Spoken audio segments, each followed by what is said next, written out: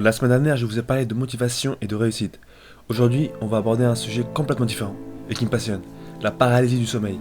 Donc aujourd'hui, nous allons voir les 3 infos à savoir sur la paralysie du sommeil. C'est parti.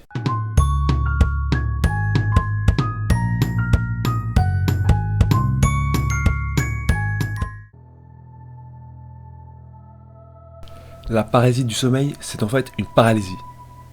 Plus sérieusement, c'est tout simplement un trouble du sommeil qui se manifeste à l'endormissement ou encore au réveil.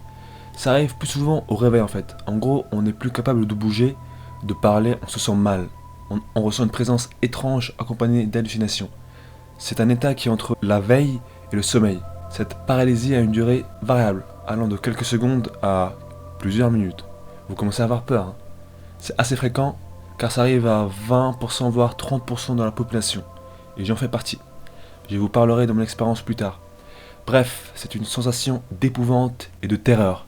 Bouh! Au moment où l'on se réveille du sommeil paradoxal, dans ce sommeil il y a des hallucinations. Donc au moment où on se réveille, enfin on est presque réveillé, eh bien la partie hallucinatoire des rêves persiste. Et quand notre cher cerveau que nous aimons tant se réveille, eh bien c'est la catastrophe. Car notre cerveau peut voir ces hallucinations, car notre corps est dans un état de rêve. Je sais pas trop si j'étais clair, vous pouvez au pire réécouter encore et encore. Enfin, bref. Et cela crée chez nous bien entendu de l'angoisse.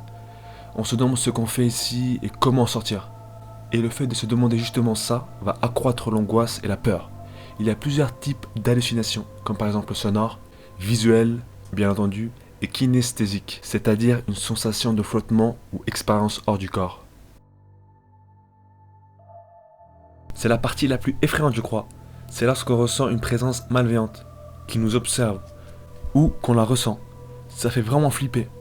Lorsqu'on observe qu'elle a une forme humaine ou flottante, ou je ne sais quoi, ça crée beaucoup d'angoisse et de peur. Et croyez-moi, je sais de quoi je parle. Cette présence constitue, bien entendu, un élément caractéristique des hallucinations du sommeil. C'est un truc important quoi. Alors moi, la paralysie du sommeil, ça m'est arrivé 4 fois, et oui, c'est beaucoup. En gros, je dormais tranquillement, j'étais sur un poney rose, et d'un coup, je me réveille. Enfin, pas complètement bien sûr, parce que j'étais paralysé.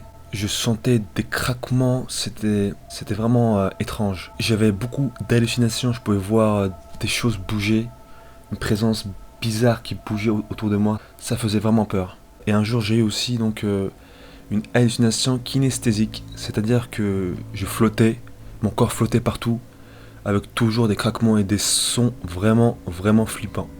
Donc voilà, c'était mon expérience. Et bien c'est fini pour aujourd'hui les amis, merci d'avoir vu cette vidéo, cliquez pour voir d'autres de mes vidéos, même chanson, commentez, likez, abonnez-vous, et vous pouvez me suivre sur les réseaux sociaux. Je vous dis à la semaine prochaine, merci.